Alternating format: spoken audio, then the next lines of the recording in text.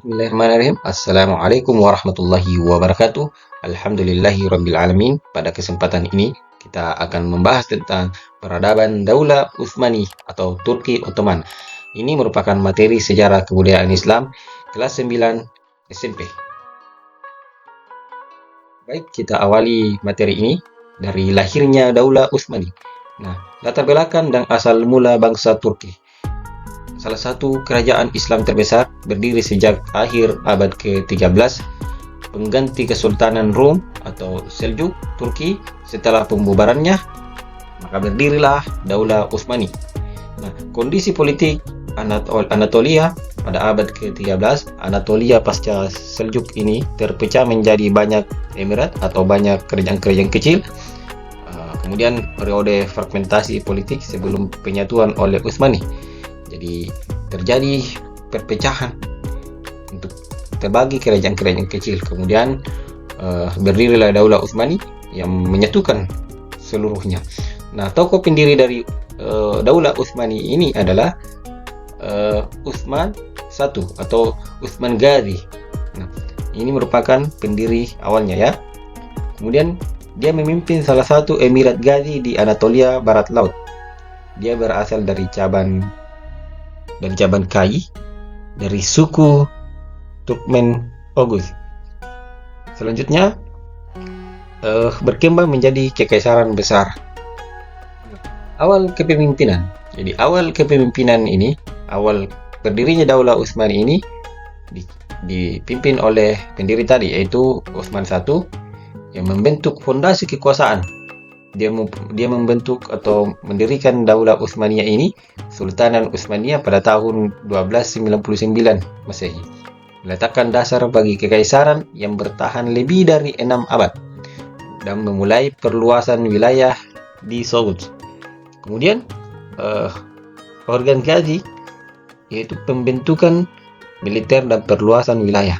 Sultan kedua ini memerintah dari 1323 sampai 1363. Ia merupakan putra Utsman I. Dia fokus pada penaklukan Anatolia Barat Laut dan termasuk wilayah Bizantium. Kemudian mengembangkan militer dan perluasan wilayah. Ya, baik, selanjutnya kita memasuki masa kebangkitan dan kejayaan.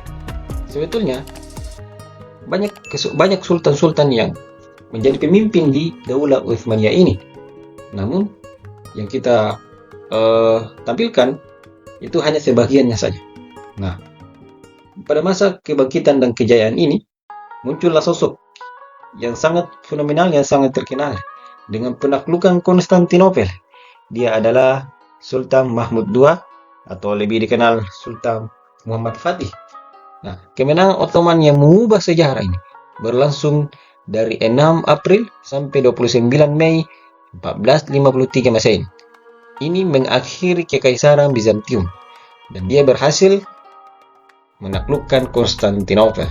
Kemudian di antara pemimpin yang juga terkenal pada masa kejayaan ini yaitu Sulaiman Al-Qanuni. Dan disinilah puncak kejayaan dari daulah ini. Kenapa? Karena beliau mampu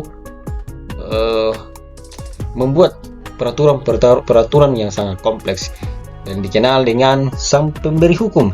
Dia membawa kekaisaran ke puncak kejayaan, mengeluarkan kanuname atau undang-undang untuk keseragaman. Selanjutnya, baik, kita sedikit mengenal kemajuan peradaban di masa kejayaan. Peradaban Ottoman mewarisi dan mengembangkan berbagai aspek kejayaan Islam yang tersebar luas dari Eropa hingga Afrika. Di antaranya, arsitektur dan seni Islam. Ottoman mengembangkan gaya arsitek yang sangat unik dengan tipologi bangunan kaya, memadukan tradisi lokal dan menaklukkan Konstantinopel. Kemudian, di bidang ilmu pengetahuan dan pendidikan, melakukan ekspansi kekaisaran Ottoman, mendukung pusat pendidikan dan ilmu pengetahuan, dan mengintegrasikan pengetahuan klasik Islam serta lokal. Dan selanjutnya sistem pemerintahan dan hukum. Pembentukan kekaisaran besar dengan institusi politik, ekonomi, sosial yang kuat.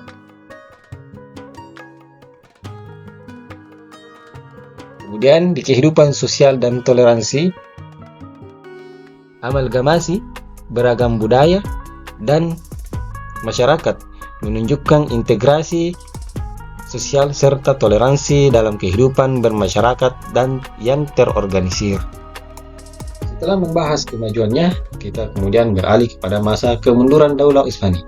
Kemunduran ini disebabkan dua faktor, faktor internal dan faktor eksternal. Faktor internal itu diantaranya konflik suksesi, intrik internal, korupsi, dan mismanajemen pemerintahan, melemahnya otoritas pusat, kemerosotan kualitas militer.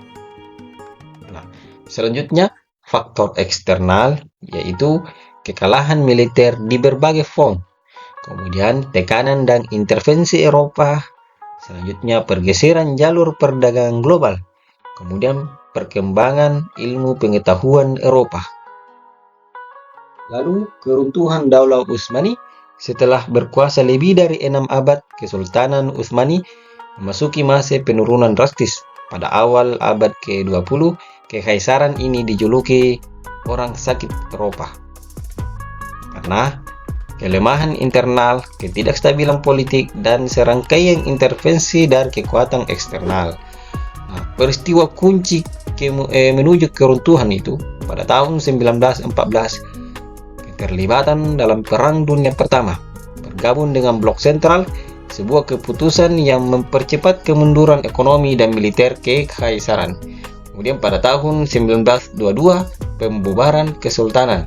Kekalahan dalam perang memicu gerakan nasional Turki yang dipimpin oleh Mustafa Kemal dan mengakhiri sistem kesultanan. Kemudian pada tahun 1923, proklamasi Republik Turki. Mustafa Kemal Atatürk memproklamirkan berdirinya negara sekuler modern, Republik Turki, dengan Ankara sebagai ibu kota. Dan pada tahun 1924, penghapusan kekhalifahan. Selanjutnya, pelajaran yang bisa kita petik dari sejarah Daulah Utsmaniyah ini adalah kepemimpinan adil dan kuat. Kekuatan Daulah Utsmani berasal dari pemimpin yang adil dan berwibawa. Visi mereka memastikan stabilitas, pertumbuhan, dan pemerintahan yang efektif. Kepemimpinan yang kokoh adalah kunci kemakmuran. Kemudian, ilmu pengetahuan dan inovasi.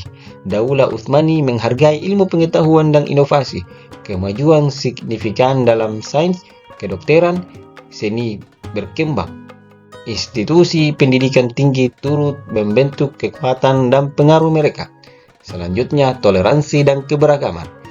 Dan toleransi dan keberagaman dan budaya memungkinkan beragam komunitas hidup berdampingan. Ini memperkaya kekaisaran dengan kontribusi unik dan mendorong inovasi. Keberagaman adalah kekuatan. Selanjutnya, konflik internal dan eksternal. Perselisihan internal dan perang eksternal melemahkan kekaisaran. Konflik ini menguras sumber daya, mengganggu pemerintahan, dan menciptakan kerentanan. Ini menjadi faktor kemunduran. Oke, cukup sekian materi kita hari ini. Semoga yang sedikit ini bisa bermanfaat bagi diri saya pribadi dan untuk seluruh penonton. Mohon maaf bila ada yang kurang. Wassalamualaikum warahmatullahi wabarakatuh.